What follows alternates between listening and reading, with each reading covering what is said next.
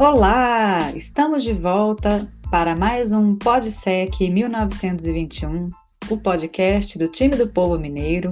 E hoje vamos falar do jogo que aconteceu no último sábado entre Chapecoense e Cruzeiro, pela quinta rodada do Campeonato Brasileiro, com uma vitória importantíssima do Cruzeiro, que nos levou ao G4. Eu poderia cantar aleluia aqui, mas não vou, porque eu vou poupar o ouvido de vocês. Enfim, no G4. Seja bem-vindo, Juan. Valeu, Ju. Finalmente, né? Vitória importantíssima. Para além disso, desempenho muito bom, né? Esse desempenho nos habilita a brigar por coisas maiores nessa temporada. Exatamente. Então, bora lá falar desse jogo.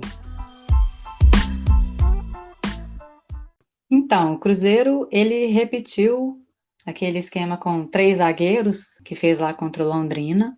Parece que eles se sentem mais confortáveis, assim, nos momentos em que a gente está sem a bola, quando tem esses 3 zagueiros, do que quando estava jogando com a linha de 4.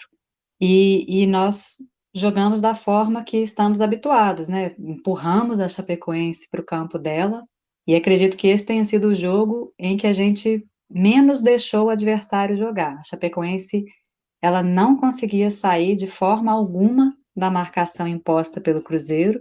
Por vezes eu sentia a linha deles numa formação do 4-2-3-1, e esses dois jogadores dessa linha de 3, eles desciam para ajudar os laterais, e às vezes ficava até com uma linha de 6.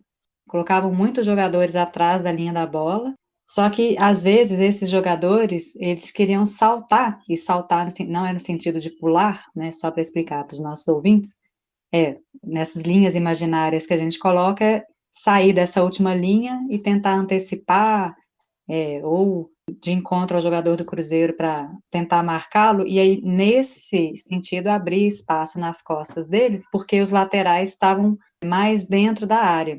Então, às vezes, o Cruzeiro conseguia encontrar esses espaços para fazer cruzamentos. Só que, infelizmente, a gente tem um percentual de acerto nos cruzamentos muito ruim. Quando acertavam, aí tinha dificuldade dos jogadores que estavam dentro da área de ir de encontro com a bola. O Edu até fala no intervalo que o campo, aquela área estava muito pesada, não sei se isso atrapalhou ali de fato, mas faltou nesse sentido ir de encontro à bola e não ficar só esperando a bola chegar, porque aí, com aquele tanto de jogador da Chapecoense, ficava mais complicado.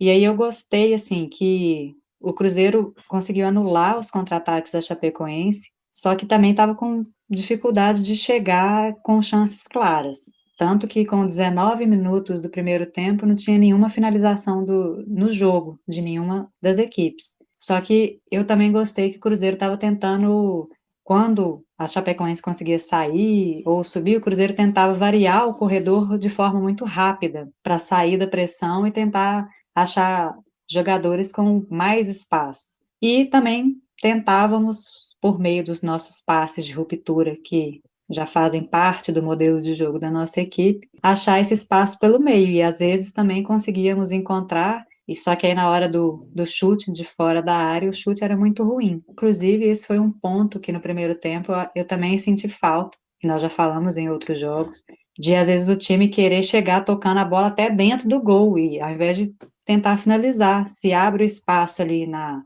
frente da área, chuta, testa o goleiro, às vezes dá um rebote, e temos ali o Edu na área para colocar a bola para dentro, ele sempre fica muito atento a essas questões, apesar de que, por vezes, também se coloca muito em impedimento, porque não presta atenção na linha do adversário, mas o primeiro tempo, para mim, foi muito disso, assim, o Cruzeiro pressionando muito, anulando os contra-ataques da Chapecoense, que é um ponto forte. Eu assisti um pouco do jogo deles contra o Grêmio lá na Arena do Grêmio, e foi o ponto forte da Chapecoense, inclusive o gol sai no contra-ataque, né? E o Cruzeiro conseguiu anular isso muito bem. Então, essa foi a minha percepção desse primeiro tempo. Além de ter repetido a formação no sistema de jogo, né, Ju, a gente quase também repetiu a escalação, né? O Pesolano que adotou uma estratégia com relação as novas contratações, de colocar em campo o máximo possível, que hoje eu acho que ele está começando a colher os frutos, né? Essa equipe está começando a se entrosar mais, a ter um pouco mais de tranquilidade, conseguir ter um jogo mais consistente, a ponto até do próprio Edu ter falado que acredita que essa partida foi a partida que eles conseguiram fazer mais coisas que o Pesolano pede para ele. Então ele conseguiu praticamente repetir a escalação com pequenas alterações, né? Alterações pontuais, né? Que foi a entrada do Edu e a entrada do Bidu também, né? Que era algo que eu também já havia sentindo a necessidade de acontecer. Acho que o Rafael Santos teve uma queda de rendimento e ele é uma posição que é fundamental para o Cruzeiro, pensando na estratégia nossa, né? Como você falou da questão dos cruzamentos, a gente também é uma equipe que se aproveita muito dos cruzamentos. O Rafael Santos vinha fazendo muito bem, e quando ele começou a ter essa queda de rendimento, a gente começou a criar menos chances com ele. E aí entrou o Bidu, eu gostei da participação do Bidu na partida, lógico que não foi uma grande partida, mas eu acho que foi uma boa partida. Ele estava mais seguro do que em algumas outras partidas que ele entra no segundo tempo, conseguindo participar no último terço, criar a chance. Eu acho que os cruzamentos dele, por mais que não tenham sido bons cruzamentos em termos de gerar finalização, eu acho que foram aqueles cruzamentos bons no sentido de gerar um perigo, gerar algum desconforto na defesa da Chapecoense, sabe?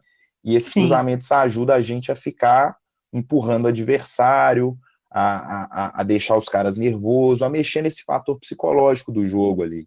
Então eu acho que eu faria só esse porém, assim, né, no seu comentário inicial. Com relação a atacar marcando nosso, né, que é o que permite a gente a ficar tanto com a bola. Mais uma vez, a gente fez muito bem, muito por conta dos nossos três zagueiros ali, que são muito atentos nessa situação, mas também por conta do Neto Moura e o William Oliveira, né, que são jogadores que eles ficam muito bem posicionados e atentos às possibilidades de contra-ataque do adversário, né?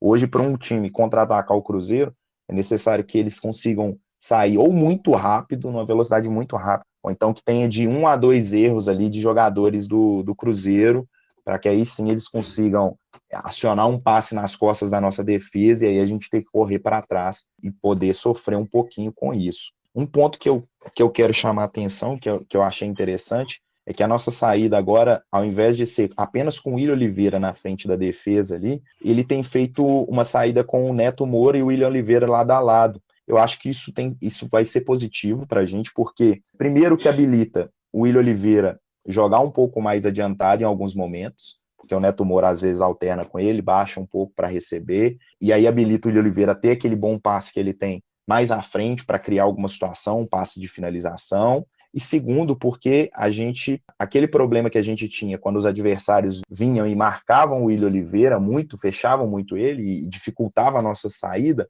esse problema ele pode ser solucionado, né, com uma alternância, gerando uma confusão nos adversários. E isso só acontece porque o Neto Moura ele consegue fazer essa saída de bola com muita qualidade também. Além de ser um bom jogador de chegada do último terço ali para poder criar algum passe, um passe de assistência, ele também está se mostrando um ótimo jogador para fazer essa função de primeiro volante, que consegue dominar as costas, que consegue dominar orientado, jogar de 2 toques, dominar e já achar um passe no último terço.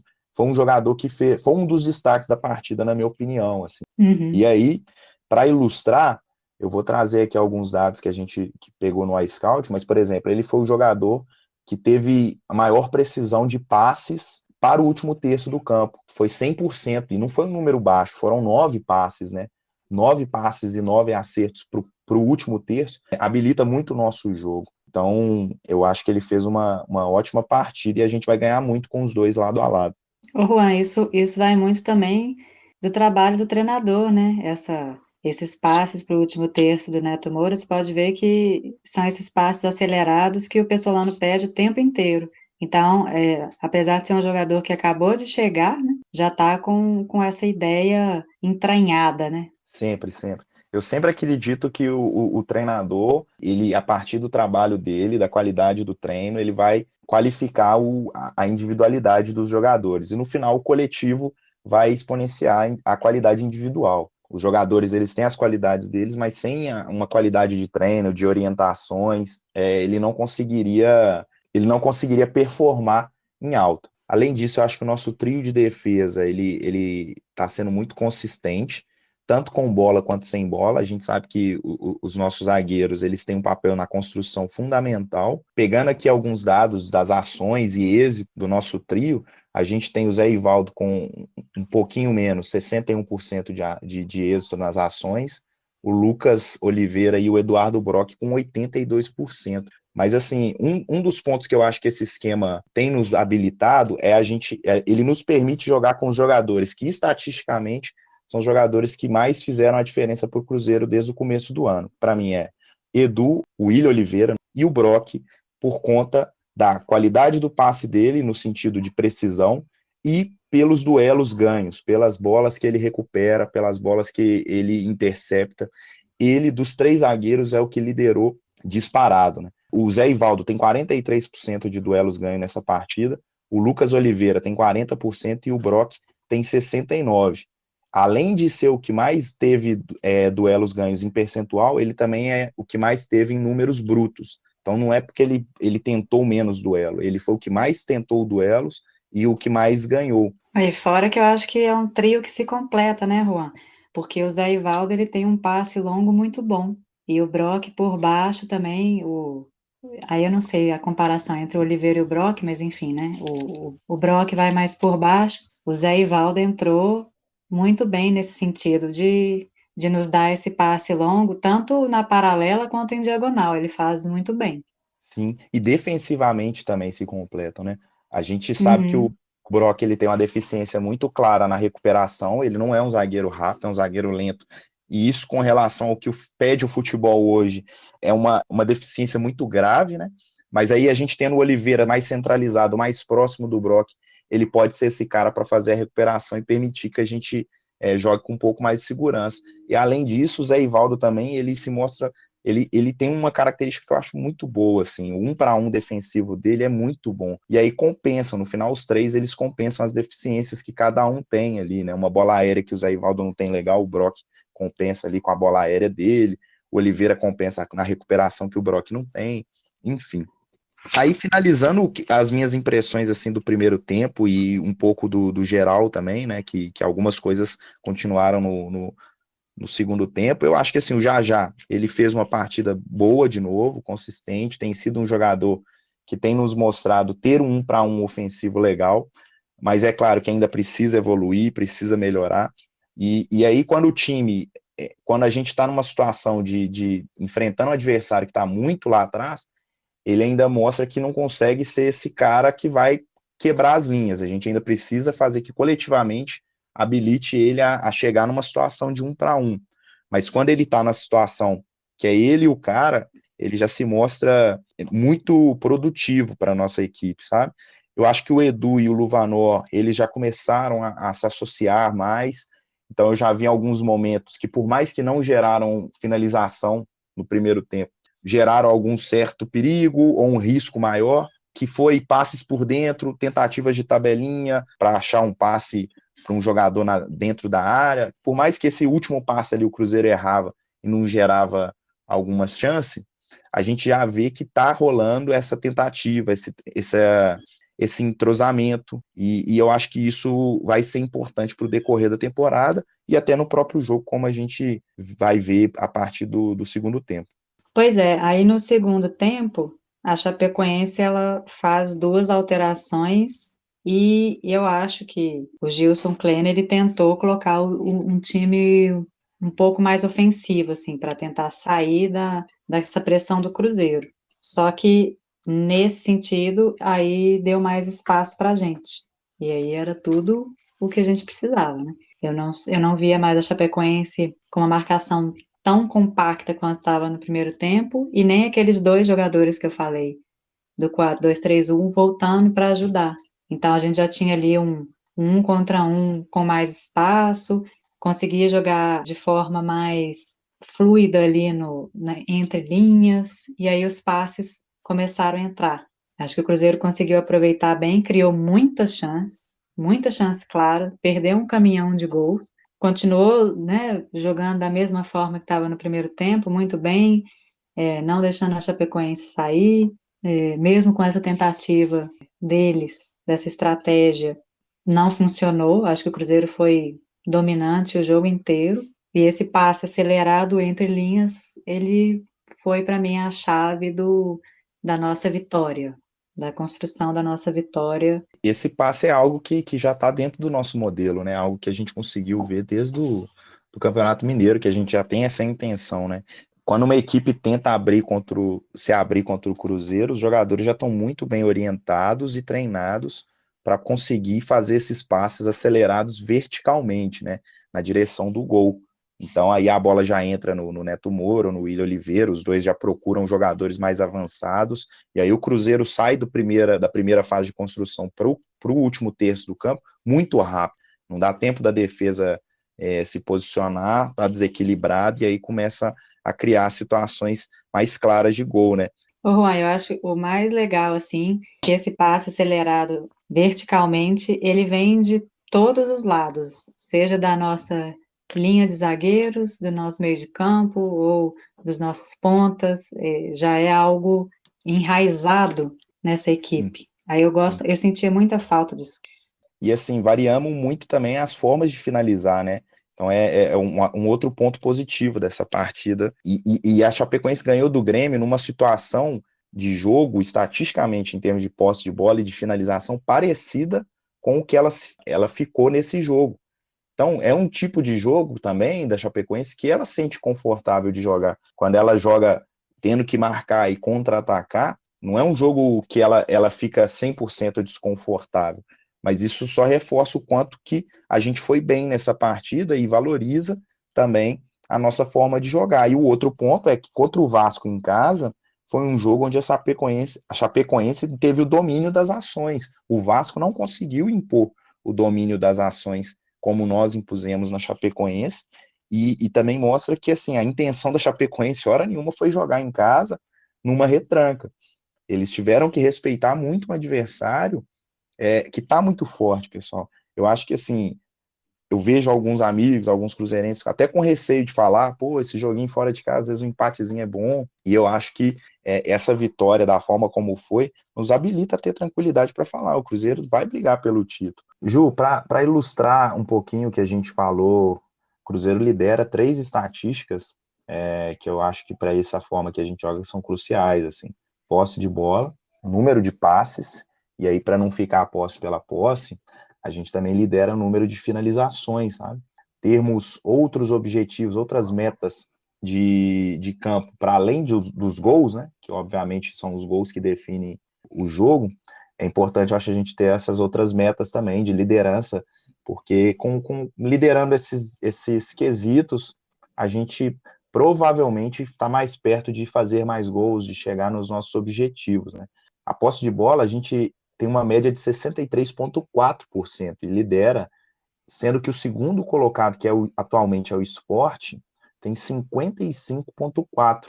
E a diferença do segundo para o terceiro, o top 5 fecha com o Operário, com 53,4%. Então a diferença do quinto para o segundo é menor do que a nossa diferença para o segundo colocado. Já em número de passe, o número ainda acho que assim, é maior ainda a distância, sabe? A gente tem 2.126 passes trocados. O Sport, em segundo, está com 1.773. E aí fecha o top 5 ali o Vila Nova, o Grêmio e o Operário também. O Operário com 1.476, né? Mais uma vez, uma distância maior entre o Operário e o Sport do que entre a gente e o Sport. E aí, para finalizar, que aí eu acho que é o ponto que eu acho mais importante, que a gente ainda precisa evoluir. A gente tem aqui uns dados de finalizações geral, mas eu acho que a gente ainda precisa evoluir para finalizações no gol, que é um dado que eu gosto muito. Acho que o Cruzeiro precisa ainda finalizar mais vezes no gol. Mas mesmo assim, nas finalizações gerais, nós estamos dominando o ranking também. O Cruzeiro é líder com 75 finalizações acima do Grêmio, que é o segundo com 74 finalizações. E o top 5 fecha com Bahia, Brusque e Londrina. O Londrina com 67 finalizações. Acho que esses dados aqui ilustram um pouquinho o que a gente quer falar.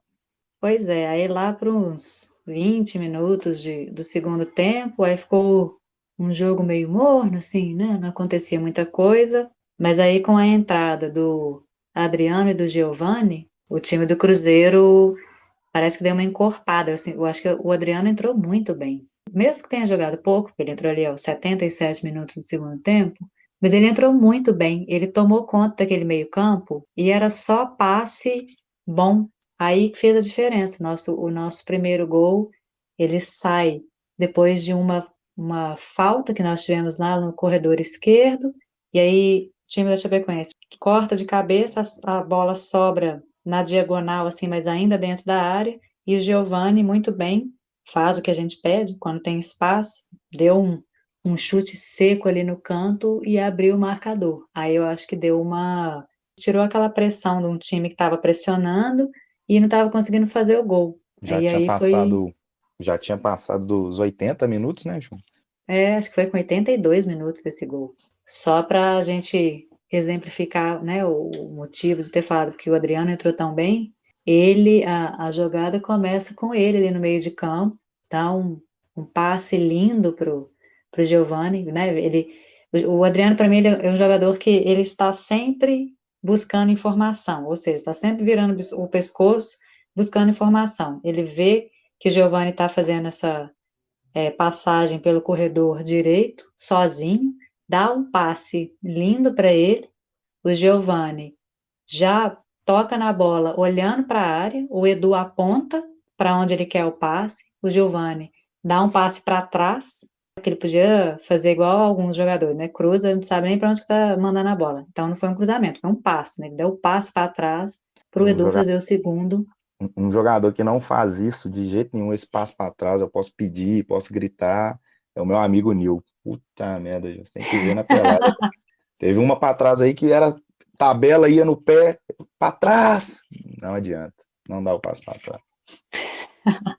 Bom, ainda bem que o Giovani não fez isso, porque aí foi um gol para acalmar mais a gente, porque pô, 1-0 dá um nervoso, e como já estava acabando o jogo, então ali fechou o jogo. Para finalizar, então, Ju, só você falar o seu melhor em campo, que aí a gente fica tranquilo. Certeza que você já estava com ele anotado aí, você nunca pego você de surpresa nisso. Pior que hoje eu já estava preparada. Hoje eu vou no óbvio. Hoje eu vou no óbvio porque é uma pessoa que entra, faz um gol e dá uma assistência, para mim, e vai ter Não, meu voto. Então vai para o Giovani, não tem como, né? Não tem como. que eu também já sei que é o seu. Com não tem o que falar. Eu vou até só dar um plus no voto, assim, pegando as notas do SofaScore, para chamar atenção para algumas coisas, né? O Giovanni teve 8,1 de nota, a nota altíssima, né? O Bidu, que a gente falou bem, 7,5, o Edu, 7,8. Tiveram apenas dois jogadores com a nota abaixo de 7 do time, né? E junto do Edu, outro que teve 7,8, o Eduardo Brock, gosto de fazer um pouquinho advogado do diabo para a galera aí parar de querer pegar no pé de alguns jogadores excessivamente. E é isso, assim, a partida do Giovani é partida para incontestavelmente ser o melhor em campo e ganhar o radinho de pilha aqui do Podsec.